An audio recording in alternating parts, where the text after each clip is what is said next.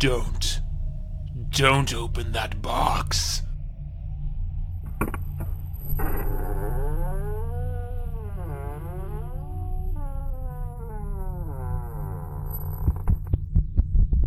What have you done? You shouldn't have opened it. You shouldn't have opened it. Opened it. Opened it.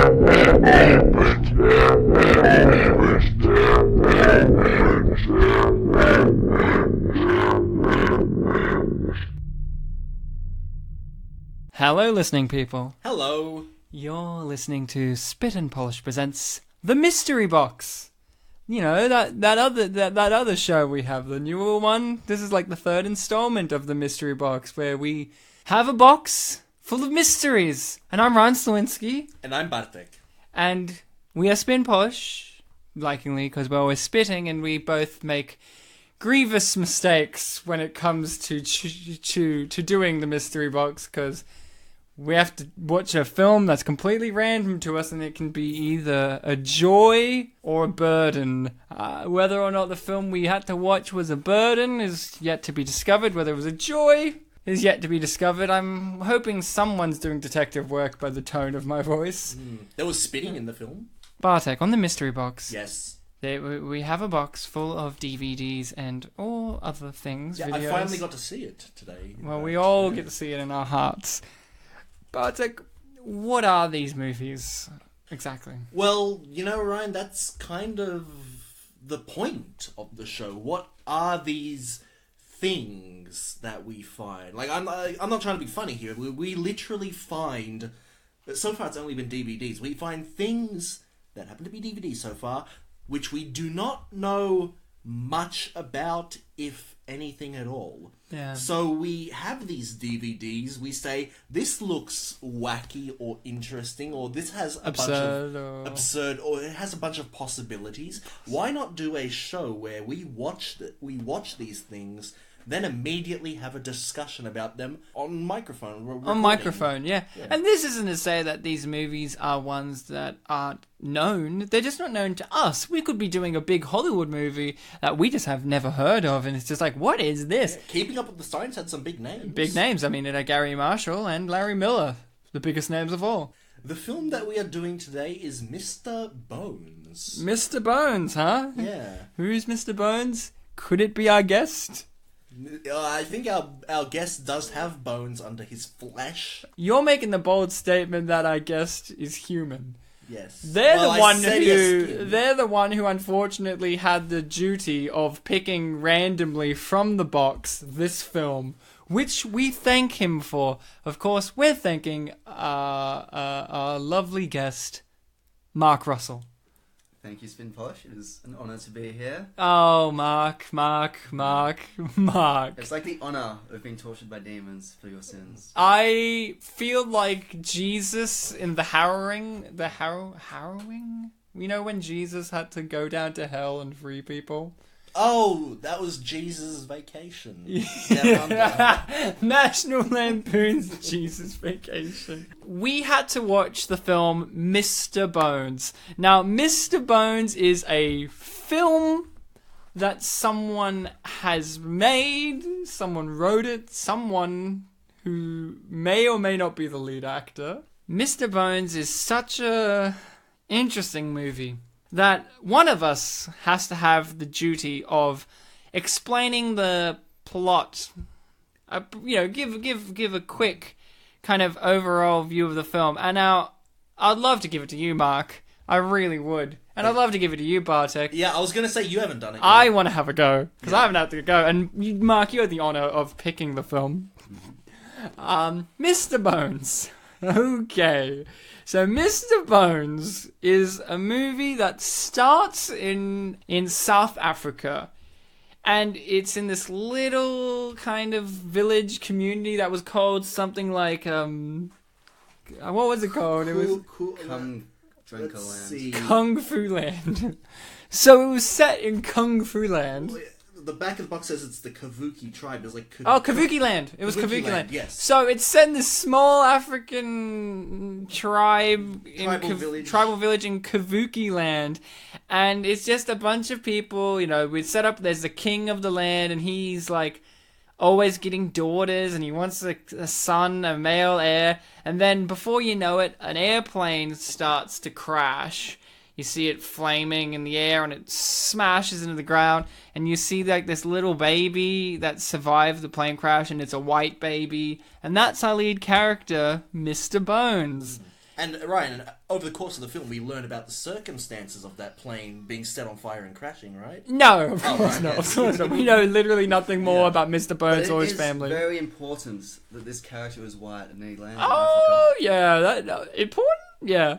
Important? Yeah. So he's white, and he grows up, but before he grows up fully, we have a cut from, like, him as a baby to him as, like, I would say, like, 9 years old. Yeah, young. 9, 10. And it's...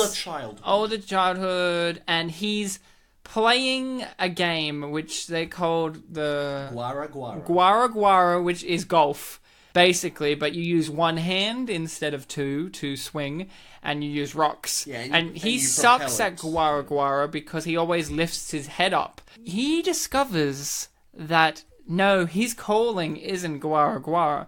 His calling is to be the Bones Doctor, the Mr. Bones, the man who... The one who reads the bones. The bones of the tribe to predict future events and destiny and fate and all this kind of stuff. You know, the medicine man, kind of.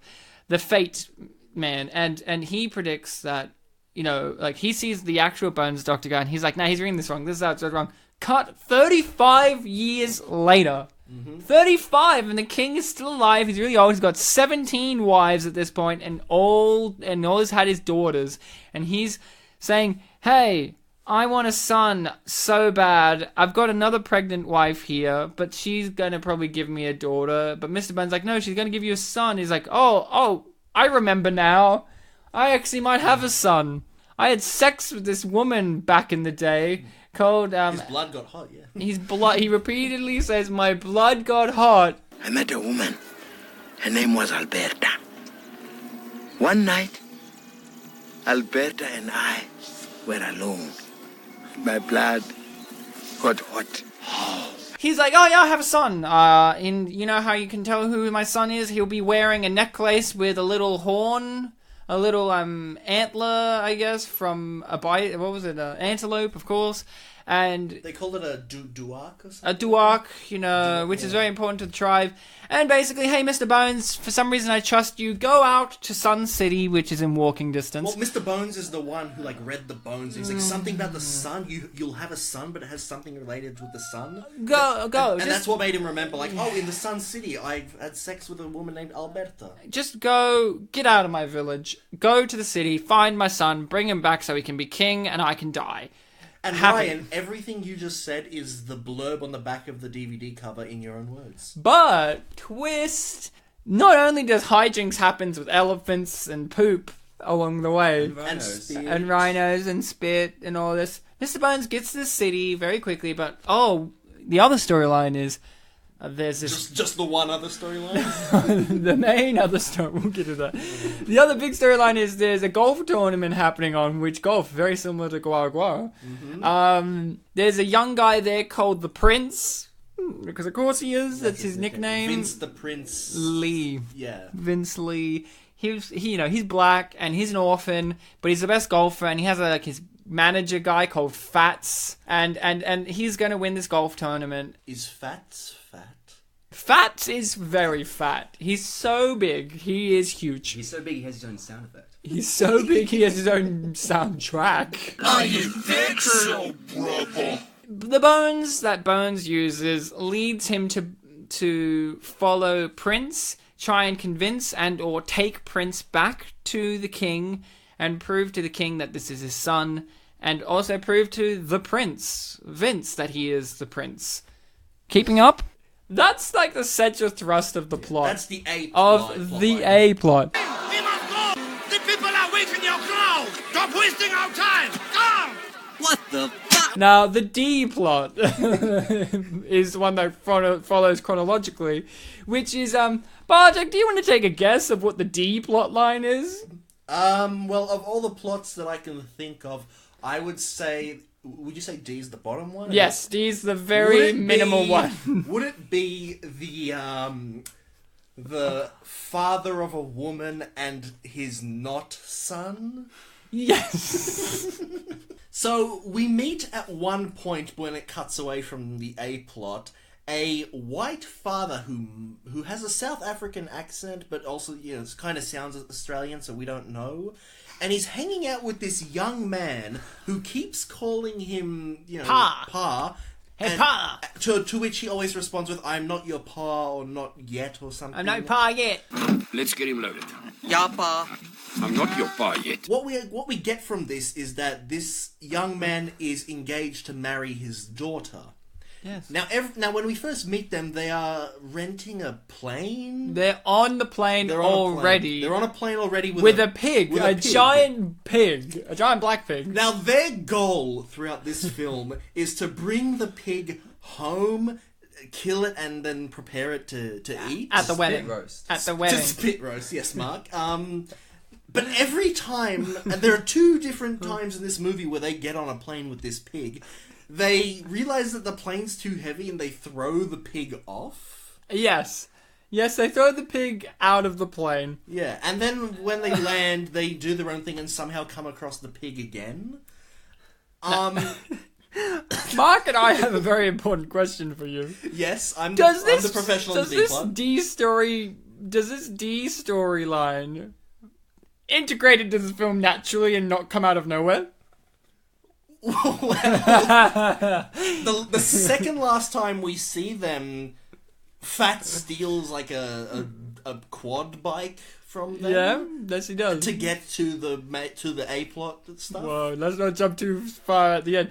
Does it just naturally flow into the movie like plot lines should? Ryan, if you are asking me if every time we see the father we go, oh yeah, this, the answer is yes. But to answer the question you just asked, I think that would be more of a no. We were all sitting watching this, and it was like, okay, so what's happening in the A storyline is Mr. Bones is trying to bring the prince to the No, village. hold on. Yeah. That's not even right yet. Well, that's in the his A, goal? no, but not yet. Yeah. In the A storyline, at that point, Mr. Bones, is getting to the city, and he's camping out, eating food, and using his bones to figure out where the prince is going to be. He's eating in the sand in the golf course. Yeah. And the bones, when he rolls them, they point, and then Fats shows up, kicking some golf balls, and he goes, "Hey, what are you doing here, you crazy man?" Because he's already met Mr. Bones already, because Mr. Bones was helping an elephant from being constipated by shoving his fist up the elephant's butthole, to which Mark exclaimed, "I cannot watch this. I cannot watch this." It was far too graphic for a PG movie. It was your favourite part. Well, there's also the rhino butthole. That's later in the film. There's lots of animal buttholes. He's like, he starts talking to Fats, and Fats is like talking to him back, being like, "Get out of here, you crazy weirdo." And then it cuts randomly to two white guys in an airplane with a pig in the back of the plane. In fact, it not only cuts to them, it cuts weirdly to a close-up. It actually goes from Fats and Bones arguing, cut to a pig snorting and squealing in the back of a plane, and you hear the voice of the dad go, "Quiet, pig!" And Mark exclaimed, "What's going on now?" This was the first weird subplot out of many. Isn't that right, Mark? There were quite a few. There were so many. Well, actually, the orphan plot came soon. Oh, yeah, the plot of the Orphans. Mark, Will that be the E plot? that would actually be the Z plot. The 8.2? Not really. So, Mark, what's with these orphans? There's an orphanage somehow involved. Somewhere. Well, the main-ish character, Prince. he has a tragic backstory of being an orphan, which is very relevant because, you know, he was adopted. He doesn't know who his parents are. So randomly, he's giving like this press conference in Sun City, and there's this girl there, and he's like, A little girl. Amongst other children, yeah. Yeah, and he's like, "What's your name and where are you from?" And she's like, "I'm from like Nazareth Orphanage, or something." And then he's like, "Yeah, that's cool. Yeah, I whatever. was an orphan too. Good on you." Yeah, no, he's like, here, let me tell you a secret. I was an orphan too. You want to know a little secret, Linda Way? I'm an orphan too. There you go. I love you, baby. I love you all. Thank you. The orphanage is going to be shut down, yeah? Yeah. Because It doesn't have the money. it doesn't have the money to sustain itself, and he's like, I'm going to fund it when I get my winnings. And poor old Fats is like, your half. When you win, you get your half you can use on the orphanage. I'm using it for me. It makes it sound like Fats is like the villain. Yes, I assumed Fats was going to be the antagonist of the film, but like a comedic antagonist. Like the kind of antagonist that's like, you wouldn't say he's evil, you would just say, oh, he's an obstacle. Yeah, like he steps out of a plane, he like, he's like, oh, what a glorious country, I'm gonna kiss the ground. I love Africa, kiss the ground. He, of course, kisses gum. Like, it stuck to his lips, and he kisses another guy, and Mark, actually, you were like, this is a wasted opportunity. That could have got their lips stuck, and no, it didn't. Would have been brilliant. Yeah, it would have been brilliant, and the press are snapping photos, and then, like, you see the news flash the next day, like, the paper swirl to the screen being like, gay! That's the plot E and D. But what about plot C, I hear you ask? Great question. Well, plot C involves a little man called Mr. Devlin. This is a bet I placed for $4 million on your boy Vince Lee. Because you told me to. Mr. Devlin Yes, is some random South African guy who places a $4 million bet on behalf of Fats and the Prince for the golf tournament. Yeah, he's the antagonist, I think. He is the antagonist, but you kind of forget about him and don't realize he's the antagonist until, like, later. Where he starts making life-threatening things. There were points in the movie where you're like, yeah, remember Mr. Devlin? And I'm like, yeah. Then, like, 40 minutes later, he would show up. I think he owns the casino in the town because he owns the bands and the singers and stuff. Like, literally owns them. He's Like, definitely literally a rich owns man. them. And he's very angry during the film because Vince is doing a shit job because he's being distracted by Mr. Bones, who is throwing off his game sometimes. Only sometimes. Well, actually, he sucked before. That's what I was going to say. It's kind of vague about everyone's skill level at Guara Guara or golf. I thought you meant in this film. As- It's no, very no. vague whether she's As a good. athletes. It's very vague whether that nurse is a good nurse. It's very vague if the park ranger guy's a good park ranger. It's vague whether there was actually a plot. You know, I mean, Well, I'm as we lying. said, There's there are like like 4 or 5. 14.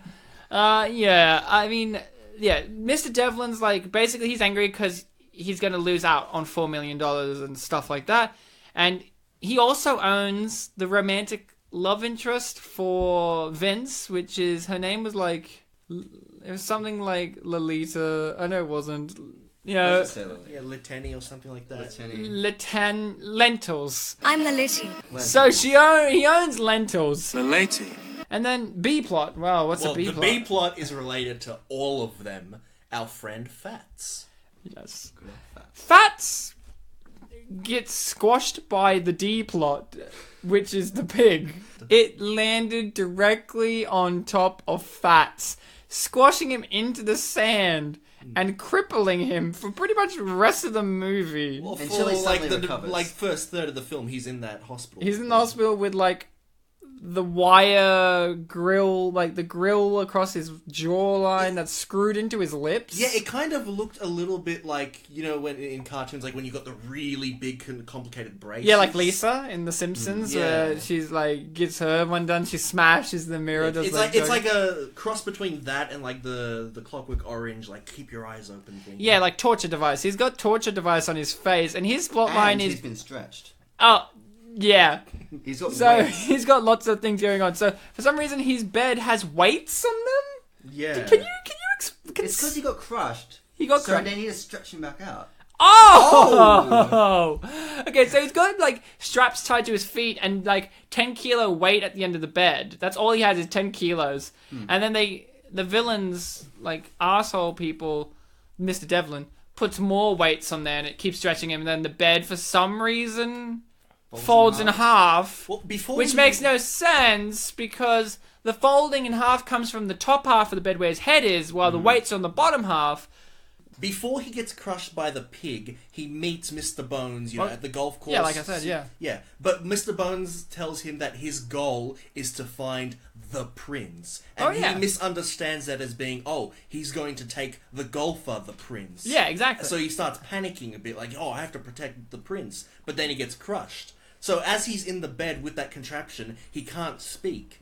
And he he's trying does to a tell shit job. Yeah, he's trying to tell everyone the witch doctor, he's gonna take the prince. He's like concerned. And the nurse just keeps injecting him with sedatives. The nurse, who we find out later, is Lentil's I'm Laletti. mum, who's a member of the village in Kabuki Land. Laletti, the daughter of Gnomes, who left Kabuki Land in the year of the Great Drought. Yes. And pretty much everyone that you've met, other than Devlin, is from Kabuki Land. By the way, Bones' whole storyline is just basically get the prince back to the thing. You don't get to find out who his parents were. Yeah. Doesn't matter he's white at all in terms of being in Africa, any of that. He's the title character, but pretty much his character is just the outrageous guy who's trying to get the plot moving. He is the And for momentum. some reason, he's like this 50-year-old man. Well, it makes sense, Mark. 35 years went by when he was 9. So, the lead actor's name is Leon, was it? Schuster? Schuster. Leon, that Schuster. I think he is South African. I know nothing about the gentleman, but I have a lot of feelings about him after watching this. You have eaten something that is blocking your poop hole. Hi, everyone. Is no problem. What was your feeling? Just based off the cover. Well, it's very leading, to be honest. Just from the setup, you read the blurb. It's like a plane crashes in Africa, and this white guy arrives. We're okay. And so he repels it's the line with flatulence. Yeah, but there's also a dice on the cover, so it's like, okay, he comes to Africa. So he's falls from the sky, so they African tribe takes him as their god. That's what, yeah. You commented on the hat as well? Yeah, because he's got a bowler hat and dice. Which serves no purpose. It's pointless. Yeah. They have a whole shot dedicated to him getting that bowler hat. It's kind of like in a superhero movie. It's like, here's how Spider-Man got his web shooters. he's Well, if iconic he's item. anybody, he's Superman. Of course, because he does super things. The hat is built up to be his iconic item. Yeah, but it means nothing. Yeah. And it gets buried under all the other decorations he puts on it. So you felt like, okay, you had a story. You and I kind of pitched out a storyline of what we thought was going to happen by looking at the cover, and then we were very disappointed. Yeah, it's white guy clearly in Africa. There's a dice on the cover. You guys were thinking he's going to start a Vegas casino. There was a Vegas. There was a Sun casino. City is pretty much Vegas. I thought he was going to be like a Road to El Dorado type, where he's from a foreign land. He goes to some mysterious place, gets lost, and benefits off of it by lies. Becomes a god, becomes the chief somehow, and he starts to profiteer off of this and turn it into Western values. Sort of Book of Mormon. Yeah, I thought it'd be he's going to teach them the values of gambling. Yeah, I thought he was going to teach them the ways of doing wrongdoing, and then through circumstances, he would learn a lesson about being a good person. Like that Simpsons episode where Homer is a missionary. Yes, exactly that episode. Do you notice that storyline gets played around a lot with in media? Book of Mormon, the Road to series, Road to El Dorado, The Simpsons. I'm sure South Park's done it as well. You and I kind of formulated a plan, but Bartek, you didn't really join in on that. What was your kind of thoughts from looking at what you had given, and also kind of explain to the audience about your history with this, because I have a history. Yeah, I guess. In terms of first of all, let's jump back to a few months before this episode was released. Ryan and I did an unappreciated masterpiece episode on They Call Me Bruce with our friend Chris Mardirian. Afterwards, we hung out for a little bit more, and we went to a cash converters to maybe look for movies we can add to the mystery box pile. We hadn't done an episode yet, but just to, find something that we could, one day do on the show. Which, surprise, we found two things, the first of which being Mr. Bones. Now, we were looking through the DVD section. Ryan walked away to look at something else, but I found this DVD, and it looks... The cover just looks mysterious. So I said, "Hey Ryan, I think I found something." And Ryan, you just were like, "Okay, let's have a look." And I saw you picked it up, you were looking at it, you put a smile on your face, nodding, and you're like, "Yeah, this looks weird." So we got it, along with something else, which we'll one day do. And you read the blurb at the time, so we had some idea, but obviously it's been like 3 months. All I remembered was farts were mentioned. Yeah, because in the opening scene, baby Mr. Bones farts and a lion runs away. Yeah. Which cultural thing, like, he made the lion return to its cave. He must be a great, man. My mother! Your son has chased the lion into the cave! I'm the king of this jungle! Yeah! I hate this movie, but I also love it. I like it, and I never am going to watch it again. Yeah. It's something of pure garbage. So, probably to describe the cover, we've basically got Mr. Bones. He's got, a lion cub in front of him kind of being hugged. He's got a monkey on his left shoulder. And then There's a lot of stuff on this cover. Yeah, and then there's a whole collage of animals. We got a bird, we got A giraffe, 2 an leopards, elephant. a lion who looks kind of grumpy, an elephant, a parrot of some sort. Yeah, parrots, obviously. Yeah, got 3 birds in the sky flying, and then to the left of the frame we've got the king and Well, that's Vince Lee. oh yeah, and our actual main. So we have 2. Wait, can I point something out? So on the left hand side, we have 2 characters. Very small behind the sun. I think that orange circle is supposed to represent. Yeah. The lion looks like he's resting on a Vince sun. Lee is to the most left-hand side, to the more bottom of the frame, taking up and 4 square centimeters. He's very tiny. Actually, less. And the king is above him. He's a bit bigger, more prominent. He's laughing. And then on the right-hand side, on the very right-hand side, we have the love interest. What was her name? Lentils. The lady! Get your ass over here! But then above her, we have a character that I do not think was in the movie. Who's some random tribes member. Oh, I think I remember seeing him somewhere. But some random tribes member. It's not even Fats. Not even Fats isn't on the cover. Fats is, he's right there, the elephant, right in the center of the frame. Yeah, he's just behind it. You know what's the weirdest thing? The cover is so much of a lie. Because, the elephant is an antagonistic figure. And we do get a shot of giraffe, but we never get leopards. Yeah. Oh, wait, no, that's a lie. Vince Lee tried to pet a leopard thinking it was fake. Oh, We get a lion, there was one but guess little one. what? Guess what? You know what we don't get on this cover? Hippos, which feature prominently. Yeah, there were at least half a And dozen. look, is that a deer? Yeah. That's not even an antelope. That's a deer. Yeah. So that's our front cover. And that's what... Oh, and below it has Mr. Bones written in orangey, red, yellow... In sun-like text with orange and red and yellow. And then the tie cover below it. And then in the middle of the O... Because it's Thai for some reason. Yeah. Because this person, whoever bought this, bought it in Thailand, came to Australia, went to a random suburb in Melbourne, and was like, "Oh, it's a reject. I'm gonna go to cash converters. I need money." Or he sold it to a cash converter somewhere and it was distributed to one of the Oh, I outlets. imagine that this guy, whoever bought this in Thailand, went to Melbourne and went to some good suburb Brunswick, put it in the cash converters there, and they were like, "We just can't sell Mr. Bones. It's been passed Could someone around." distribute this to one of the many other stores?" And this DVD I bet you, this has been floating around in cash converters for 6 years. And then who should pick it up? Bartek. Yeah. And when you picked it up, you could feel like an aura coming off of it, and you could hear a weird African voice, the king's voice, say, My son has finally found it. And then you were weirded out because you're like, Dad? And I'm like, Ryan! And then I came over and you're like, what's wrong? And you're like, I think my dad was trying to call me through this DVD. And I opened it up like this. And I just look inside and I'm like, I don't see your dad in here at all, Bartek. You're crazy. And then we bought it. I told Ryan, this is my destiny. And Ryan said, okay, but I'll pay for it. I've paid for Bartek's Destiny so many times in my life. But the thing I was trying to get at is in the O of Mr. Bones, there is a dice, a single dice. That's what made myself and Mark think a Vegas thing was going to happen, gambling, because he also he looks shifty. Yeah, the lead actor, Mr. Bones.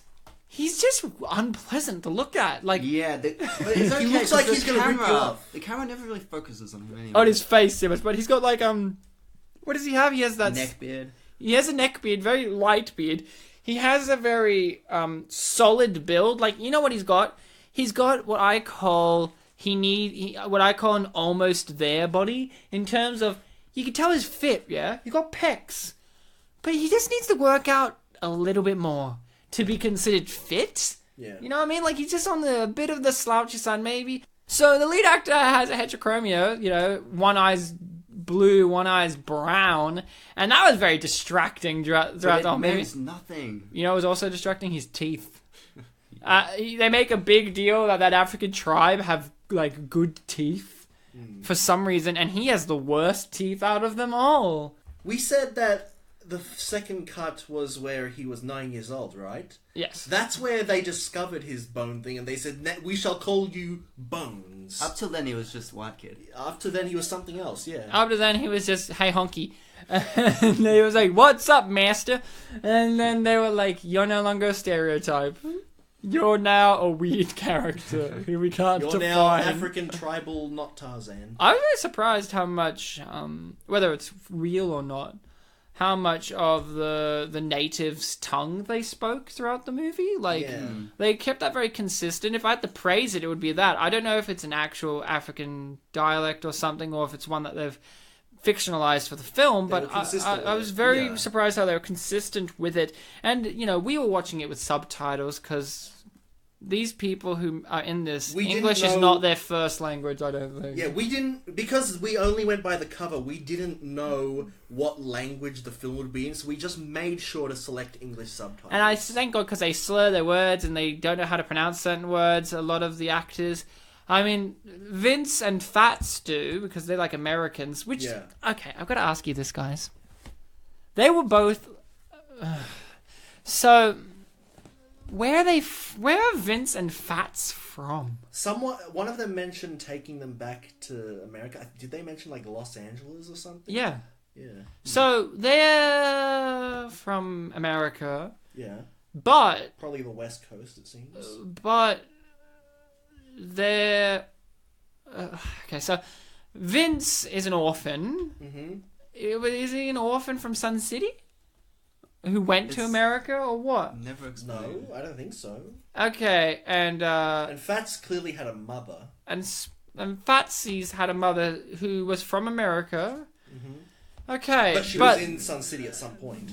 Yeah, so Vince and Fats are from America, but they love Africa. Like, one of the things I was very surprised by was Fats, who seems like a greedy, narcissistic capitalist. I was expecting him to walk up and be like, "Oh, Africa, I hate it." Like, but throughout the film, he really loves Africa. He's like, I love Africa. So much bad shit happens to him. But he's constantly throughout the movie like, I love Africa. I was expecting something like in Snow Dogs, where bad things happens to Cuba Gooding Jr. in the snow environment. And he's like, I hate being here. I can't wait to go back to Los Angeles.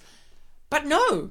They both still love Africa for some reason during the whole entire movie. And I'm like, nice. I actually found that a little bit of a nice thing to break from a tradition of normal film, like in conventional films. Fish out of water that doesn't like the water. Yeah. Perfect!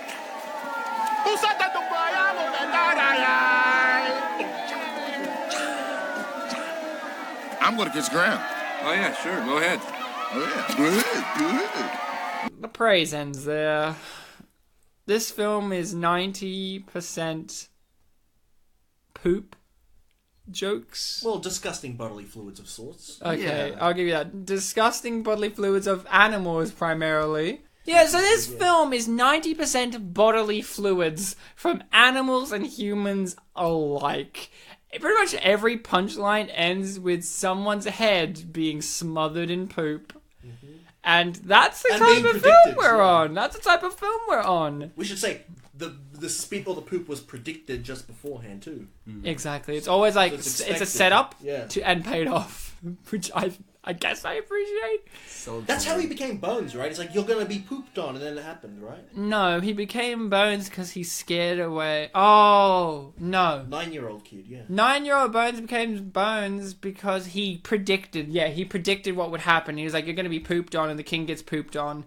Which apparently is a genetic trait, because anyone who's the heir to the king gets pooped on by the same bird. Well, obviously the bird has been sent by the creator. Did you know that that's the bird's job? When the bird gets up in the morning, he clocks in, puts on his tie, and Reads the spoilers of the yeah, film. He has to go to the office, say, "Hey, George," and George is like, "Hey, Bill, how are you? Oh, all right.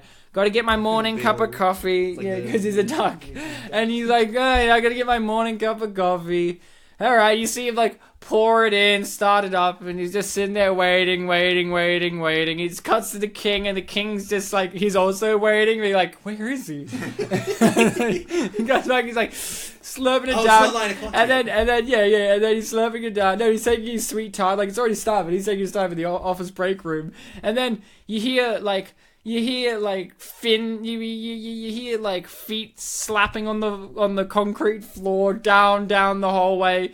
And Bill looks around, and he's kind of half dazed. The doors swing open, and there's the elephant. The elephant from the film. He's like, "Jesus, Bill, what are you still doing here? You're supposed to be over in Kabuki Land. You're supposed to have visited Kabuki Land by now. You're putting us behind schedule. Get your old duck butt out of here!" And Bill flies away. Really, like, oh shit! I gotta get my shit together. He's saying this all internally. Bill's got Shit a lot together of. and ready. Bill's got a lot of, a lot of emotional problems, and he's like, shit! God, my mother always said I was going to be a failure. God damn it! And then he flies over the king, and the king's like, "Oh, finally, he's here," and he can't poo on him. He's like, "Oh man!" So just to summarize, Ryan, is this the AAA plot? That is the sequel plot. Okay. No, prequel. It's like the prequel. short, like the Pixar short. Yeah, the So Pixar short before the film But it's starts. actually kind of relevant to the And- film. and it's like, like- instead of cranes bringing babies, it's the ducks that shit on the Yeah, things. exactly. It's one of those little shorts that are like found on the DVD extras to encapsulate the film. And then he's like, "Oh shit, I'm not ready to shit on him." And the king's just like, "What are you doing?" And then he's like, he flies down to the king. He's like, "Look, king, I can't shit." And he's like, "Have you had your morning cup of coffee?" And he's like, "Of course I have. Of Did you course put I have." laxative in it? That's Did what all the you- laxatives are for. Go to the general store and buy the bottle of laxative that has the sign written in English for some reason saying laxative for the English viewing audience to understand what it says. No, I should have done that before I started work. King, sorry I'm behind schedule. Do you think you could just say that you got pooped on? That's not how it works. I can't do that. My hands Camera's are tied. rolling. My hands are tied. And he flies away. The king is literally Pontius Pilate. And then that's what's happening. And then when the Mr. Bones as a kid predicts that the bird's going to poop on him, the king's like, yeah, sure. He was supposed to do that earlier today. I don't see that happening. But you know who pulled through? Bill. We have to suffer through the A plot. And the A plot is just, sincerely, I mean this, Mr. Bones running around screaming. And through running around and screaming, wanting to get the prince. Back to Kabuki Kabuki Land. And asking people to go down on him. Yes, constantly. He's constantly saying to Fats, go down. And he's always saying you got to go down to lots of people throughout the film, but especially Fats. But the A plot is the simplest one. Prince, you need to give up the golf, come back to Kabuki Land, and be the king. But Prince, fucking idiot, won't do it because he's a sane individual and wants to play through the golf tournament. Did you like Prince? Did you like him, Vince? I found him very annoying, mainly because I just wanted the A plot to be... I wanted the film to be over, and he was the reasoning why the film was keep going, because he just kept refusing to do it. It's like the classic reluctant hero. You know? Refuse the call. Hero's journey. Yeah, he was like trying to... He kept running between, oh, gotta get to the golf, or oh, gotta follow Bones. But then there's the girl as well. Oh, yeah. That's the D plot. But she's a part of the A plot, too. Wait, what was the C plot again? C plot is what she's a part of, which is Devlin. Vince meets the girl, Lentils. Laletti. And eventually Bones leads him to the kingdom. Village, and the village is like, oh... He's not my son. He's not my son, but then... He can't play golf. But then stuff related to the D plot happens, and they realize, oh, you must be my son. Meanwhile... And then a plot twist with the B plot. And then that's the end of it. Like, Vince learns basically nothing? Does anybody learn anything? Well, Fats learns a lot. He loves Africa from the beginning. And yeah, but he learns a lot not along to the use way. cats. Yeah, we'll get to that. Oh, let's get there, yeah. But okay, no, before A plot's over, does Vince learn anything? Does he grow as a character? Really? Because he seemed like a nice guy. He seemed like a nice guy who was a good golfer. He finds courage through wanting to save Lentils from a conflict in the D plot. That is true. And yes, he actually does gain courage along the way. There's a thing in the A plot where it's like mentioning that he's like the second best golfer, but throughout the whole entire film we're shown that he's a terrible golfer, even when Mr. Bones isn't throwing off his game. And there's a little moment where... Hang on a second. Fats is, like, you know, doing something to the golf balls, and that's when he sees Mr. Bones. And I was saying, is he doing a Smithers here? And we never get an answer. I don't know if Mr. Lee was actually very good. Like, Vince Lee was very good at golf to begin with. Does anyone actually call him Mr. Bones? No, it's always Bonehead. Bonehead, but he's Bones, called... Yeah. He says, I'm Mr. Bones. I thought he just said, I'm Bones. Oh, who cares? The film's called Mr. Bones, I get it, yeah. Who cares? So, the prince learns something, to have courage, or how to get courage, I Yeah, guess. but, like, one of the things is he actually a good golfer? We never know. They actually toy with the idea for a moment that he could be a bad golfer, and then they give up. But then he has, like... Because, like, Fats is like, it's a guaranteed thing he's going to win. Yeah. And it seems like Fats is making it a cheated game, but how do you do that on broadcasted golf? Yeah, exactly. And he has, like, a couple of, like Mike boosters that help him. Like, originally it was when Mr. Bones is playing music, he's really good, he can get, like, holes in twos. Then when Mr. Bones is threatening to hit him in the nuts, he does, like, hole in one and stuff like that. I'm the prince, right? Marcos. And you do whatever I say, right? Marcos. So what I want you to do is take this bag, bring this horn, and play it when I tell you to. And then, you know, of course, he gets the girl. They kiss. For some reason, Even though they barely 6 talk months or- passes after all the events of the film. The film ends with 6 months later. She's pregnant, but she looks like she's 9 months pregnant. Lentil. Pregnant. Yeah. 6, They've, but looks 9. it seems like they've wrapped up the E plot because he's the best golfer there ever has been, and he's got all this money in the orphanage. I guess is saved because he seems like he's adopted that orphan girl. Because she just put her savings together and flew to America to watch him play golf. And he's all happy. He's got a great career as the number one guy, and that's him done. But what about the B story? Oh, Mark, tell us about Fatty Fat Fats and his adventures in Africa. You can start with him getting... You know what you're saying? Like, it sort of plays with him, like, being a bad guy. He's, like, fixing the game. Maybe, but it's, like, the hints of that. And then, like, the movie treats him like the comical villain as well. Like, all this shit happens to him. Yeah, it's like the film goes out of their way to do mean things to him, but he hasn't actually done anything and it's not to like he deserve hates these Africa. things. It would make more sense if it was, like, someone who hated it. Yeah, exactly. Yeah, just shit keeps happening. Sometimes literal Literal. shit. Sometimes? You mean literally every single chance they There are get? sometimes where he, like, gets... I was going to say get pooped on, but sometimes where he falls into mud. Oh. Sometimes There was a moment where he fell face first into elephant shit, Yeah, and that's Bartek exclaimed, "Oh, I thought they were rocks." at first, but then once they got a closer shot, I'm like, oh, that's poop. I love That's poop, I love Ryan. the idea that you thought he'd go to land face first in Because rocks. because I thought the thing was going to be, oh my god, he's going to go back to the hospital. You have him being like what could be a villain character, but he's not at all. But he keeps suffering the consequences that villains have in these types of movies, like But in he these never type actually of does anything wrong. never does anything wrong. Yeah, it's kind of Kafkian, isn't But it? what else happens to him? So he's in the I think hospital, right? the main thing is the nurse, who is also The lady! Lentil's mother, who keeps drugging him for some reason. You're getting into C-plot territory here, man. It's so well written, it all interconnects. Oh yeah, it's like Star Wars. You know, it's like poetry. It rhymes. Again, it's like poetry, so that they rhyme. Every stanza kind of rhymes with the last one. And then he escapes by injecting her, stealing her hair, which we discover is a wig, because everyone wears a wig. for Well, some she's reason. bald underneath that wig, right? No, she has dreads. Yeah. Giant Really long dreads, right? But for some reason, she's traded the dreads for like an afro. Because it's the 1970s.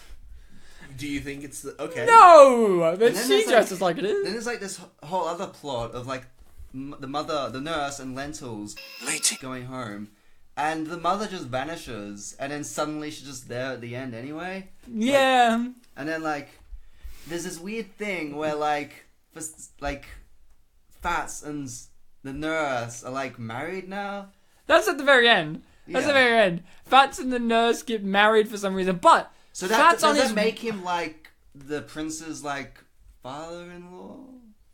He is... yes. The Yeah. answer is yes. But here's the thing: Fats throughout the whole movie is trying to get to Vince, right? But at no point does he know that Vince has actually been taken to Kabuki Land. In his knowledge of the world, he's seen him on TV just with bones, but he hasn't seen him be taken away to Kabuki Land. He doesn't even know that he's missing the tournament. So he never goes to the golf course. True. He goes straight to Kabuki Land. And his journey is just to go to Kabuki Land. Like all great comedy sidekicks, he has a few errors along the way. He somehow gets involved with the D plot. That's the The father villain. and the not Oh, son. the not son, yeah. Oh, sorry. Oh, You keep thinking the D plot's Devlin when he's the C plot. Right. I'm gonna write it down actually. Yeah, D please write it down. equals pig. And for some, like, did we mention that for some reason they need to disguise the pig as an old man? Because, like, Well, we're not up to that. This is part of the B-plot and the D-plot. yeah. This is So the in the BD. B plot, on his way to go to Kabuki Land, he discovers the D plot guys, the son-in-law and the father-in-law to be, Not your son-in-law. the not son-in-law, have a pig dressed up as an old man, and he decides he will remove the pig and dress up like the old man, yeah? But still bring the pig along. But still And bring then the pig along. And then they're the father and son are discussing the pig, and we're like, yeah, we're gonna kill it and spit roast it. Which Mark had the best response to. We were basically like, yay, a spit roast. Yeah, the black guy Between- gets spit roasted by two white guys. You know, like the classic. It's like a whole genre into on itself. You know? Yeah. He discovers them, and what happens again? Their plate's too heavy. Because Sorry. Fats is what? It's Very He's fat. fat. He's fat. And their solution is to throw him out of the plane. Again. For some reason, Again. it's the logical thing. Again. Instead of like landing or He lands on branches and then tumbles down. Who? Fats. Oh, no. Yeah. He lands on Fats. tree branches. And then, no, doesn't he? Yeah, and then he somehow gets involved in the A plot by landing next to Vince in the car.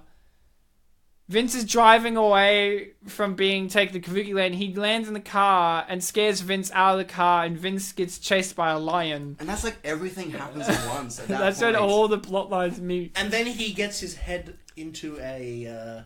Still keeping up with this, Okay. by the way? Okay, wait. This is the C plot again. Devlin in his helicopter. He's chasing them around and shit. Like, remember that bit where Fats is lost in the desert wasteland for a while, and he comes across a grocery store, and he's really thirsty, He's wandering in the desert for some reason. He gets lost. You know, he's trying to find Vince. Somehow he knows he's going to be in Kabuki Land. But his immediate concern... And he sees the sign for Kabuki Land. Yeah, I guess. His immediate concern, though, is that he's thirsty. He's thirsty. And he finds the Kabuki Land grocery store. Or a grocery store owned by people from Kabuki Land, because this tribe are totally okay with their tribe members leaving and becoming members of other societies, which I actually was approving of. I'm like, good on you. They meet another, like in the A storyline, they meet a Kabuki Land guy that's a park ranger, which I thought was pretty neat. But yeah, so he goes to this grocery store. Wow, there's these 3 old guys out the front who just do not understand what he's saying. And like, the store's locked for some reason. Yeah, but they're all sitting out front of it like they own it. Yeah, exactly. And they're like, yeah, just go in, man. Just go in. Yeah, they just point to him. They They're don't just say very anything. confused. Like, he's indicating to the door, so they indicate to the door. Yeah, I guess. And what happens? What's his solution to all of this? Is there a window kind of open somewhere? Yes, he goes around the side and there's a window and he sees like this row, like there's like 20 Coca-Cola bottles. Yeah, filled with Coke. Yeah, obviously. Which is what you'd expect. When Of course, in a grocery store. Yeah. Yeah. So he takes one and he drinks it. Notice that there's nothing strange about the taste. He didn't see the camera's point of view of the laxative sign. Which was written in English. And here's the best part. It's Africa. Do they really need to sell laxatives? True. When the water does it to you in the first place. Well, like 20 bottles, like who's buying laxatives here? In you know who? The king. Well, no one, because the store was locked. Yeah, they're going... Those fucking idiots. Now, here's their story. The F storyline. Back in 1920, a young Kabuki Land resident moved out of the Kabuki Land and said, I'm going to make my own business. I'm going to make a grocery store. And I'm going to show you guys that I can make it in the big world outside of Kabuki Land. He makes his business. It starts booming, you know. In fact, a whole city gets built out of his prosperity. People join him, but you know what happens? The apartheid happens, and his city crumbles, and the desert, the dirt consumes it, except for that grocery store, and all that's left are his 2 other followers, the deputy mayor and the city planner. and this all happened. The city, they just saw it finally fade into the dirt. They sit on the chair of the grocery store that's still theirs, that they haven't run in all that time. In fact, it's been locked for all those years. See, that was actually originally Coca-Cola, but it's like so old now. No, hold on. They sit there and wipe the brow from their face, being like, wow, we lost it all. It all just happened. And then some random fat guy walks up to them speaking in some foreign language, demanding stuff. And they're like, hey man, we've just lost our business. We've lost our livelihood. Our whole city's crumbled. And he's just indicating saying, and that's what happened to them. He just drinks a whole bottle of laxatives. And then he chats to them for a bit. Laxatives start to kick in. But do they kick in instantly, Mark? No, he manages to fight through it. He manages like to last all through the night, into the night, and when he stumbles across this building toilet. It says toilet on the side. It says toilet on the big letters. Toilet. In English. I-L-E-T, because English is the only language they speak in Africa. And so he looks in the door and he sees this big pot, like illuminated. Well, this big giant toilet bowl, and it even has the basin and everything. Yeah, it's like the white thing you like usually rest your back on when you're on the toilet. Yeah, the pool chain and everything. So it's he doesn't turn the light on. He just goes there and does. Well, wait, before he enters the toilet, a white cat runs in. Oh, well, of course, a white cat runs in to give you. It goes meow. No, not really. It's a reason he notices the toilet because it goes in.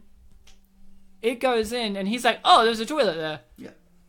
Martek, tell us about your favourite scene in the movie, which is this toilet scene. You reacted quite verbally to this. Well, I didn't know it was going to go there, Ryan. That's why I reacted to it. So that's the effect of movies. So, guys, you know how I said that sign said toilet? Yeah, I remember that. You fools. The eye wasn't an eye. It was like a gecko or something. Oh, it was a lizard. Lizard, yeah. Oh, it climbed all the way up there. Yeah, it's actually to-let or tole or something. To-let. Oh, like means... to lease out, to get to. It means something, but it's not toilet.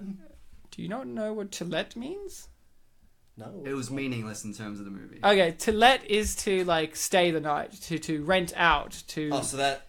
Yeah, that's an English thing. To let. And that's where he actually was, Ryan? He was in a building that he could lease out for the night. Okay, I see. But anyway, so yeah, he's probably in a house that has a toilet, but he's on the toilet, right? Oh yeah, of course. Well, he's done his business, he's shit, he needs to wipe, he picks up something on the Well, ground. you can't find toilet paper. He can't find toilet paper, but he picks up something on the ground that he probably knows is white, even though he didn't look at it. Yeah. Yeah. Little plot hole, but don't worry about it. He picked up something white. Don't worry about it. Yeah. Why did I mention a white cat before? I don't know. Anyway, he wipes, and then, the pull chain Mark mentioned, to flush a toilet, he pulls it, the light turns on.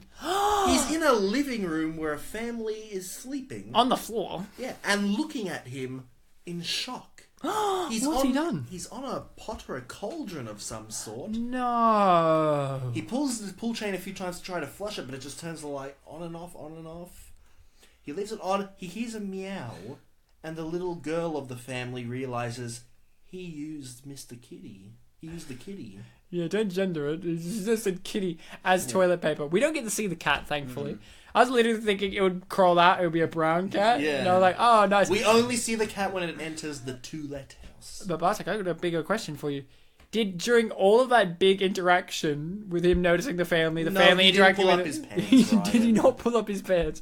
But did he jump up and run around in eye view for them to see his dick? They didn't see his dick, but it was certainly a possibility that it could have happened. Hey, maybe this is one of the benefits of being such a big fat guy. His big fat was covering his dick. Well, that was more what I was thinking, but also his shirt went. He was wearing like one of those hipster, like one of those Look, sports Ryan, shirts the that are so only- big. Before it was cool. The only Yeah, he's the OG. Ryan, don't worry. The only dick we saw in the film was the little baby born at the end of the film. Did we even see their dick? Yeah. Yeah, Oh, I didn't it notice. was like a little red thing. Oh, I didn't notice that. Oh, I really didn't You're really notice not that. looking in the right places, Ryan. Evidently, I am. Anyway, Anywhere that's else? that scene. He runs away without consequence, really. Yeah, In fact, it's probably the scene where he's best off. yeah, so pretty far. much. And then somehow, Just yeah, awkward. and then after that, somehow he does get near Kavuki Land. He gets near the Kavuki Land, and it's kind of lost. It's just kind of like, here I am. Are we sure this isn't the A plot, given how much we've been talking about it? No, it's only the B plot, you idiot.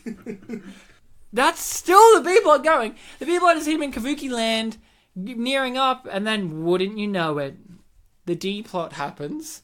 It propels him somehow. I'll get to that with the D plot. What's the D plot, Ryan? The D plot is the African's father, son, not son, pig storyline. Okay, good. They propel him towards the kingdom. Wait, no. Fuck, the C plot happened. This film's very, Yeah. very, I hope the audience very is following complicated. Needlessly so. I would recommend it if you want to see something more complicated than a Zack Snyder film. The C plot happens with Devlin. He somehow hooks onto Fat's Oh yeah, pants with a hook that he has on a helicopter, and somehow flings him into a rhinoceros's anus, which is a sentence I thought I would never utter. And then we have a very vivid, very graphic internal- internal shot of the anus with his head stuck in there. And then a very close-up shot of him removing his head out of the anus. And then another close-up shot of the anus puckering back in after his head has been removed. The rhino doesn't really move from his spot. No, No. the Rhino enjoyed it. Mark and I commented that this rhino must have some things going on Well, because he did not Enjoying react. airplay. That's what they have their horns for. He's They go around. oh holding each other. my god. You're implicating that rhinos shove their horns up each other's What else assholes? do they use them for? He's got a point. I've never been to Africa. And to spit roast in the mouth as well. Well, of course. What else would they use it for?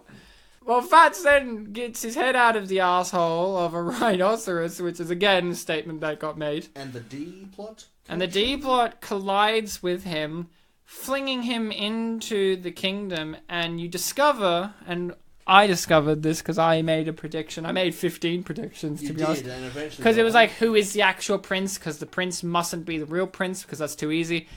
I predicted, it'll be Fats. He'll somehow roll in, and his necklace will come out, and he'll be like, "Oh, this is from my mum. She said I was born from an African king." And he showed a photo of the mum. And that literally is what happens, and he's the actual heir. And then he becomes the king. He marries the nurse, and he stays in Africa to watch his friend play golf on TV in the middle of the wilderness. And he didn't even need to scare a lion into its cave. Which is apparently a traditional thing that you need to do to prove you're a man. The end. The end of plot B. Now, do you feel how this episode's feeling like a bit of work to get through? It's because this film is work. Well, we got through this the hard part, right? This felt like a chore to watch.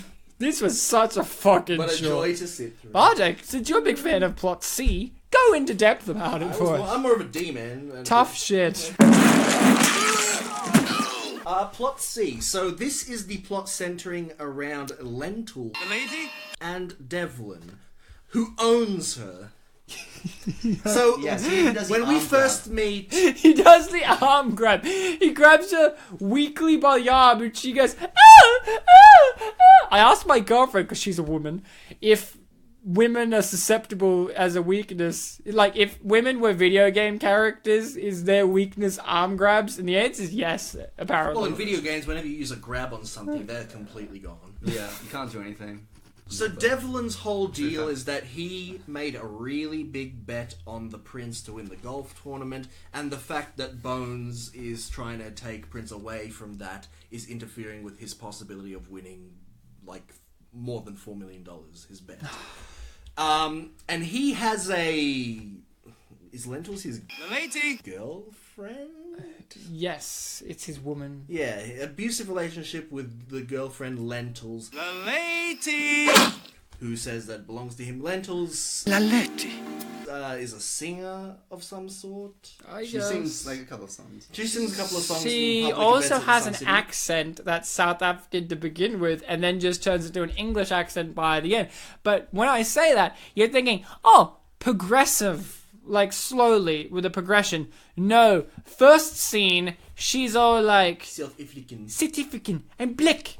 She's like that. She's like Kind of New Zealand, yeah. yeah, you know, they mix with each other and black. Trifecta. And then by the end, she's like, I'm a black woman. Yes. Oh ho. And she wears a wig. She does wear wigs throughout the film. So, and there are scenes of the Prince interacting with the two of them, and then some of the B stuff happens with Fats being in the hospital and the nurse, like, keeps sedating him. Yes. We eventually learn that the nurse is Lentils' mother. Which serves nothing to the story. Yep, and they go on a trip they're going to Kavuki Land, right? They're all going to Kavuki Land. Yeah, they're going to Kavuki Land, but unfortunately, they get stuck in a puddle. Devlin takes a very long time to go to Kavuki Land because he doesn't know where they've gone to. But you remember who told Devlin to go to Kavuki Land? To find them? It wasn't there... He was a main player. It was a big character. Such a huge character. Their eyes were bulging out of their heads so much. Yeah. It was the caddy, the local caddy, who was also from Kavuki Land. Because everyone who isn't the main villain is from Kavuki Land. And he's like, yeah, they're in Kavuki Land. Go get him, Devlin. Like, what was his stakes? He didn't get paid. He doesn't care. He was just probably saying they're gone there. Don't do No. anything, but... He went to him specifically. He was like, Mr. Devlin, should really know I have this. some information that will help you. Why does he want to help him? He doesn't even know him. The caddy, in the interest of fairness, told him information that he should know. You know, not necessarily, hey, you got to do your bad guy thing to do this, make this happen, but because you should know where the plot is going. I apologize to Mr. Bones. I was a bit harsh there, making connotations to the moral complexities of that one character. In all fairness, he doesn't know the bad guy's a bad guy. All he knows is Vince Lee has been taken. Just a couple of things, just between you and I, that I think you should know are going to happen if you don't win this tournament. Those little orphans of yours, they're going to find this big new golf course right where their little orphanage used to be. finds out they go to Kavuki so he must go there very quickly. Very quickly, and we don't see him for like 40 minutes. Does he go by himself?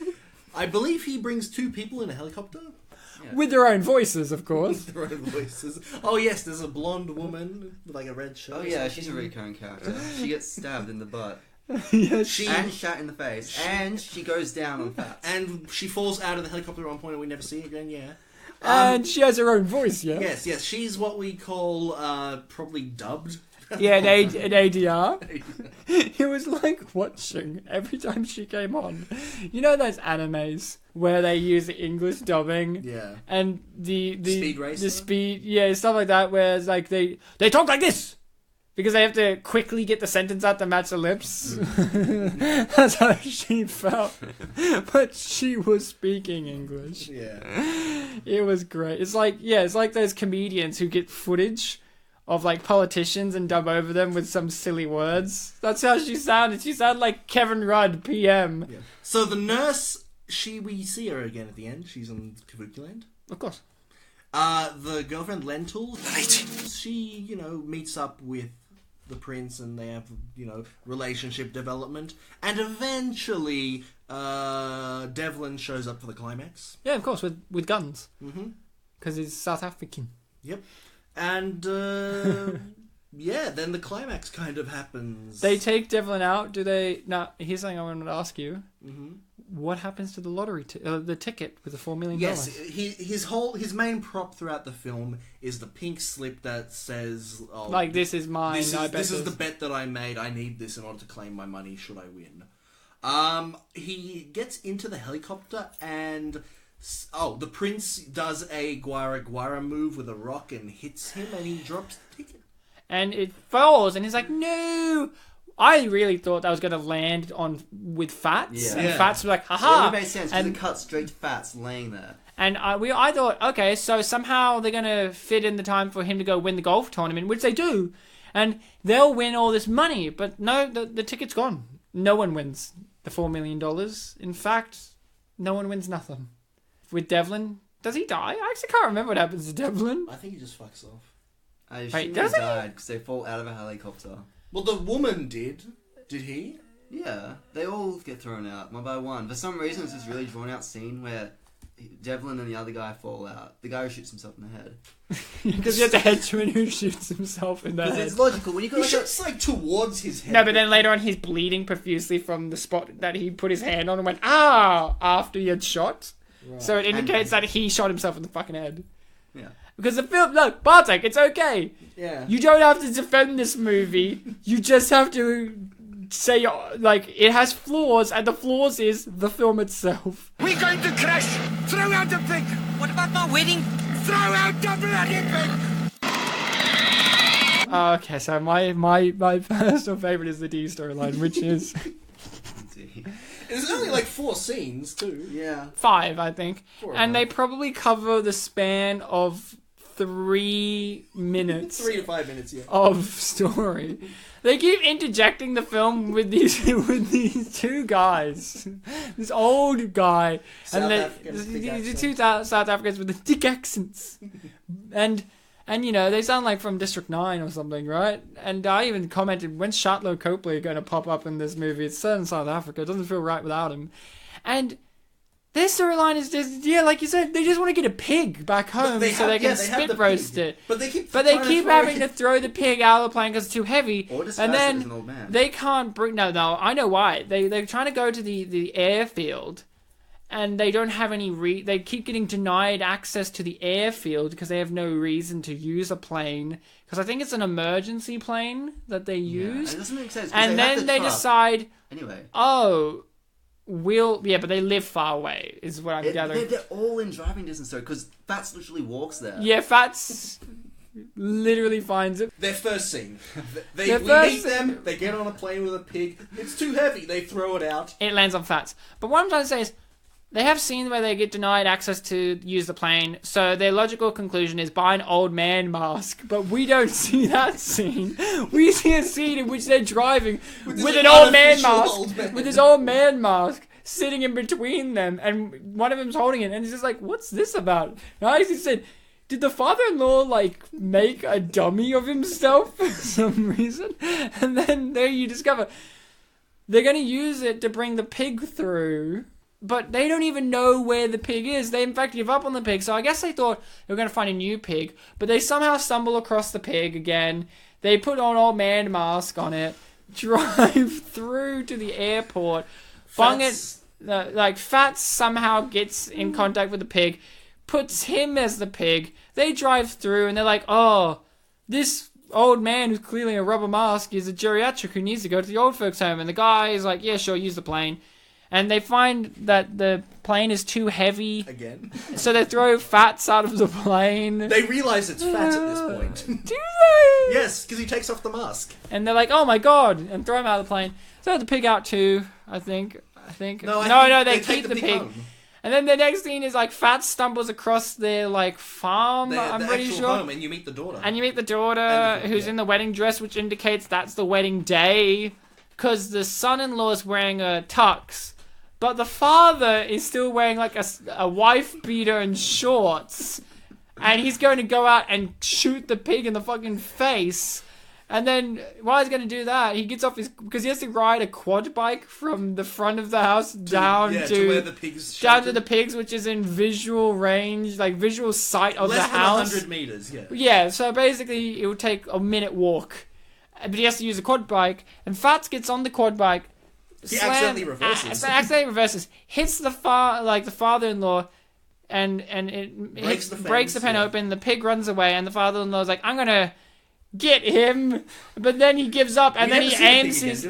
No, we never see the piggy again, and then he aims his gun at the son-in-law, like I'm gonna shoot him, and then it cuts. And I said, if that's the fucking, I bet that's the final scene. I was wrong. Oh yeah, he like aims at the daughter and the son-in-law. And I was like, I was fucking wrong, because their final scene is them in the plane again. I guess looking for the pig or going back. And then the father gets angry because he says, Pa. And he goes, I'm not your pa. And then literally throws him out of the plane. And he lands on Fats and propels Fats towards the village where he discovers he's the actual king and prince. So that was the payoff of that entire But plot. wait a moment. Is that the end? No. Vince is on a quad bike going back to the golf tournament. And that guy survived the son-in-law, and he's, trying to get a lift, and he goes, no, sorry, I've got to go to the golf tournament, and that's the end of the story. And then the plot, well... Orphans are sad, then the end of the movie, they're probably he not might sad. have adopted an orphan. Yeah. End of film. Here's the thing. All of these plots, convoluted, muddled, confusing. Someone, I mean this, wrote this down. Someone... Probably the lead actor, yeah. A bunch of people, I feel, had different ideas. There was literally like 5 or 6 people, and they had all these ideas, and they all said, let's just do them all. Yeah. There's probably a whole plot line about that father and son-in-law duo. Yeah, like the proposal. A real plot. And they were like, They'll meet the parents, yeah. Yeah, like meet the parents, like all this kind of stuff, like all this kind of wacky stuff. But nah, it's lost. Hit me with that music, man.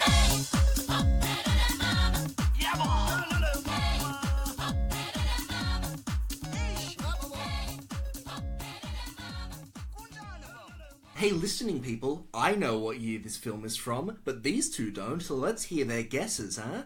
Ryan and or Mark, whoever wants to go first, what year do you think this film was made or released in? I want to say it's very modern. It has like modern sensibilities, very progressive. I want to say like progressive. You fuck yourself. You go fuck yourself. Fucking progressive. The kid had multiple wives, Ryan. That's not progressive for South Africa. You fucking tell me where the progression came. You fucking liar. But do go on with your lies. They're very good with animals. Yeah. They're gonna spit roast some, yeah? Yeah, No animals were harmed, I'm sure. Apparently. Exactly. Except for the ones who had their anuses violated. Well, in real life, the acting animals. But go on, Mark. It's progressive choice. Yeah, it's a feminist film. Go exactly. on. Women are literally owned by men. Go on. Yeah, like all the wives, they seem happy. Yeah. It's progressive for polygamists. That's what we need in our cinema nowadays. I don't think that's a group that's really underrepresented. You know, I find it really offensive personally. Yeah, of course you do. Of course you do. As a Yeah. Mormon, you do. Yeah. Exactly. And to answer the question directly, What year? Oh yeah.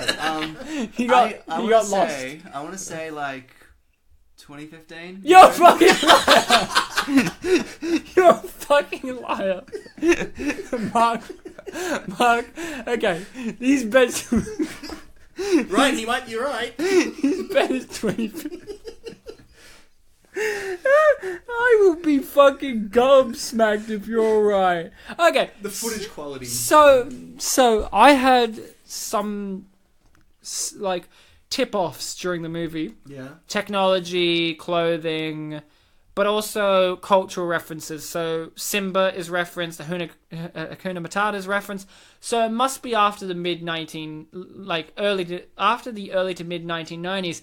If I didn't know, if I'm going to go say it straight out, but if I didn't know, if they didn't have those things there, like the TVs were kind of flat screenish, which meant it was late 90s at best. But say if I didn't have the Lion King there specifically, I would have guessed originally like 1995. But I'm going to guess 2000. The millennia. The answer was 2001. 2001? Yep. The back of the box says Wow. 2003. I was so happy if I watched this after 9/11. I would be happy too. That is not good. That is not guarra guarra. Oh, I get it. You're a retard. My place. Got it. Is there anything else we want to talk about with this? I want to talk about Film. the cat. I want to like find a cat and I want to give it to you with your eyes closed and see if you can tell the difference between a cat and a toilet paper. Well, I can't, evidently. If it doesn't move or meow, I think it's toilet paper. That's my motto. You reckon? Bartek, what about you? Yeah. I mean, look, you see all. You had a cat. I did. Yes, he was black, so he wasn't very fluffy. He was So fluffier than obviously toilet not a paper. toilet paper cat. Look, you've seen all the. I don't know about other countries, but in Australia, a lot of toilet paper ads, you got like a puppy playing with toilet paper. Exactly. Yeah. If It's doing just like anything, comparison it's a puppy. between like an animal and toilet paper, so you know it's hard. It's very Australian sensibility, if that's not an international kind of. Yeah. In this film, for no reason, a lot of fluids, including spit, looked white and semen-y. And Bartek was really obsessed with the idea of Africans get covered in semen. And I'm like, nah. Mr. Bones gets spat on, it looks like semen. Well, yeah, the stuff that comes out of the king's mouth and onto Mr. Butt comes. It looks like yes. Yeah, you chose wisely there. Yeah, comes I was the correct word. subconsciously did. Yeah. Freud would say, you did it on purpose. Hakuna Matata! Here I come, Africa! Here I come, Africa!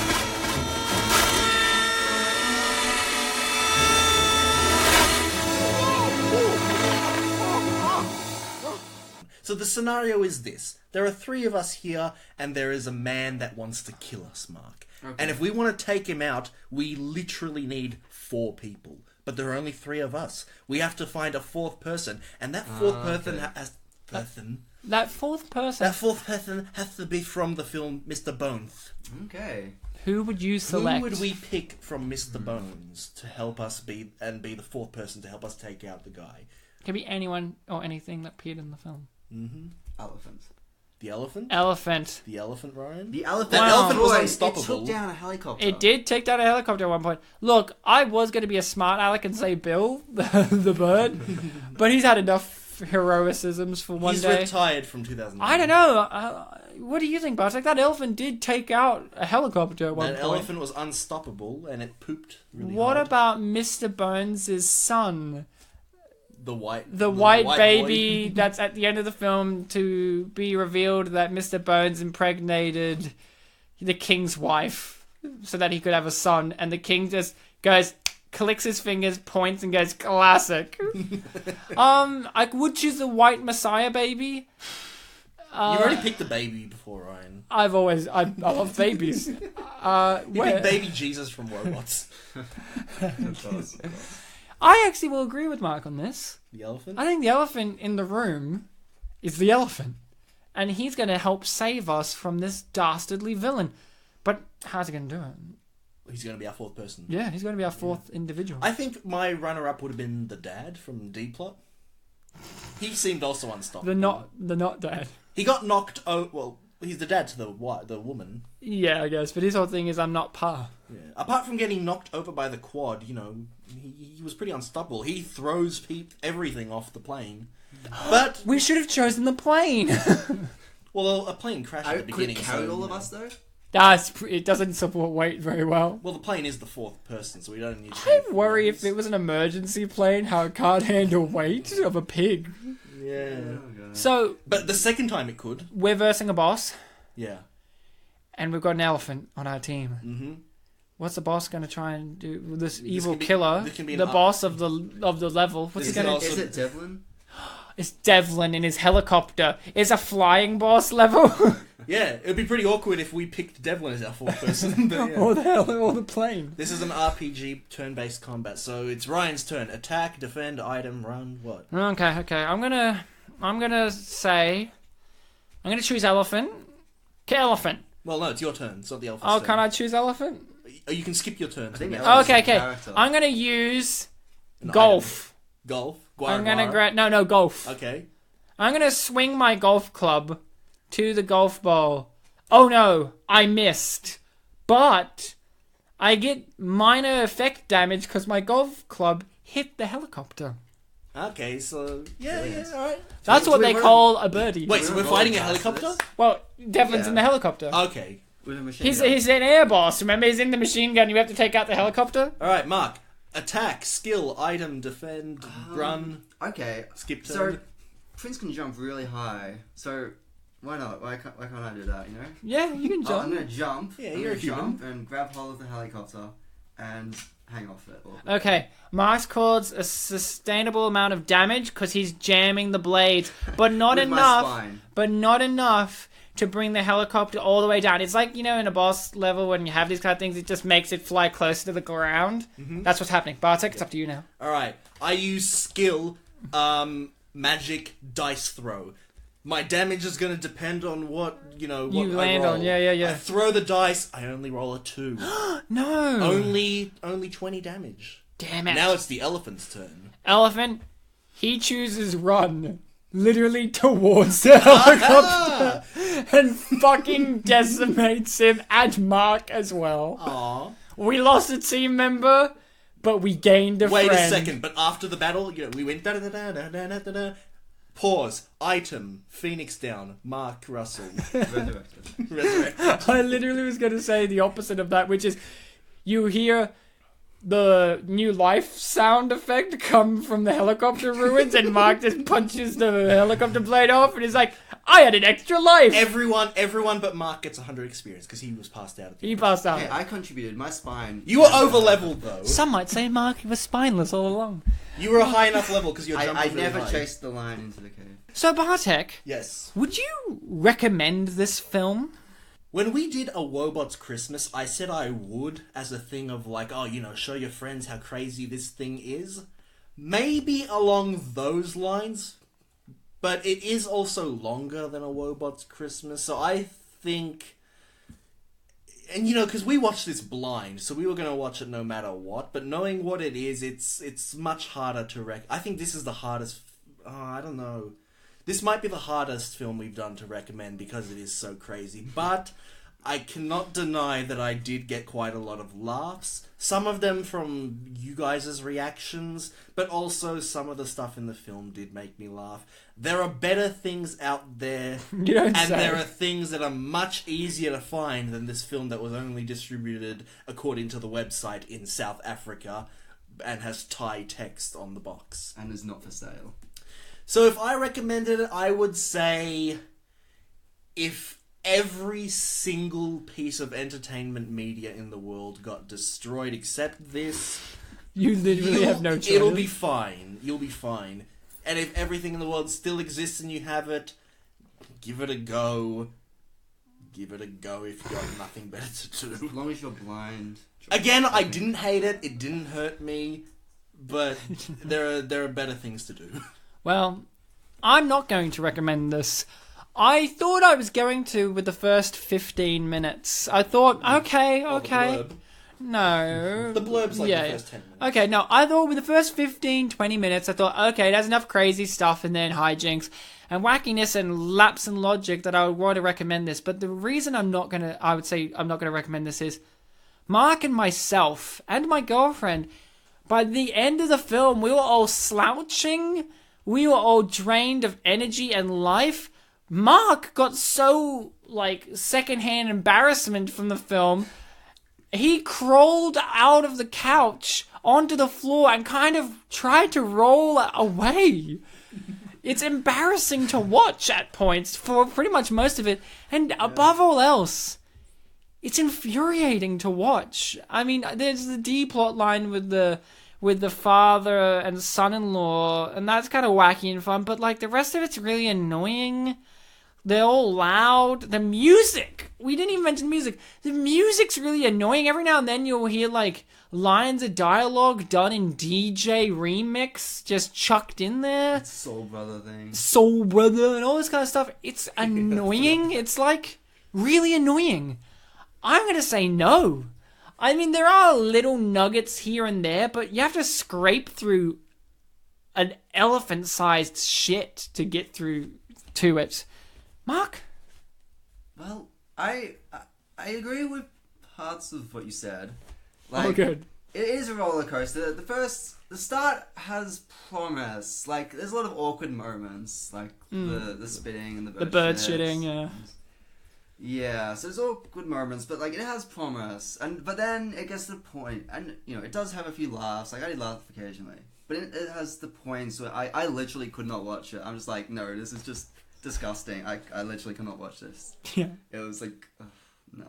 And so that's a recommendation. Yeah, I don't think I can say anymore. Is that a yay or nay? I don't want to think about it. So, no. He's afraid to say no because the film will come get him. I'm afraid it's going to haunt my nightmares. Oh, that's a guarantee, mate. You guys have been fantastic, amazing, wonderful listening people. What if they weren't paying attention and they were just... You're fucking... Ooh. Mark, a pleasure to have you on. Bartek, it was a pleasure to engage with you in conversation about Mr. Bones and watch it along with you. Of course, same goes to you, Mark. If you want to support us, you can check us out. Spit and Polish Presents. We are on YouTube, Facebook, Podbean, iTunes, a whole slew of other podcasting services and apps and stuff. And if you want to suggest any kind of mystery box things to us, like, hey, this one would be good for the mystery box, and I could look for it, or shows or movies for other show, Unappreciated Masterpiece, or just want to say, hey, contact us on the Facebook page, Spit and Polish Presents, and then, share us around, like a used condom, throw us at your friends, and let them have a full earful of us. The condom's full of spit as from the Mr. Bones universe? Yeah, exactly. Seamany. You guys, as always, remember to be kind to each other. You know that there's actually a meme called Mr. Bones? It's not related to this film. No, I didn't know that. It's apparently it started with one of those early PC games, like the Roller Coaster Tycoon or something like that. Yeah. Apparently there was a notorious map with a roller coaster that had a skeleton called Mr. Bones on it. And players who would get on it would expect oh yeah, it's just going to be a ride and get off, but apparently the ride gets stuck, and the person who made the map would tell them oh, you have to say, Mr. Bones, let me off your wild ride. So you get a bunch of people saying this line, Mr. Bones, let me off your wild ride, or something. Do we need to chant that for this episode to end? Probably. And then the one that I'm more familiar with is there's a YouTube channel called Daniel from SL, which means Second Life. He's a guy that goes onto online games, multiplayer games, and pretends to not know how to play. So he makes a bunch of faux pas and acts like, I don't know how to do this stuff. His most recent video is this 30-minute project where he makes a theme park in a game called Gary's Mod, and there's a haunted house called Mr. Bones' Wild Ride or something, and he just keeps trolling people and making them yell, Mr. Bones, let me off your wild ride. It sounds like we need to scream that right now. Guys, on the count of 3, I think we need to chant this together for us to be free of the mystery box episode, okay? Yeah. So it's Mr. Bones, let me off your wild ride, okay? I think it's actually, I want to get off you. I don't know. Whatever. Mr. Bones, let me off your wild ride. Yes. Okay, it's quicker. Alright, so 3, 2, 1. Mr. Bones, let me off your wild ride!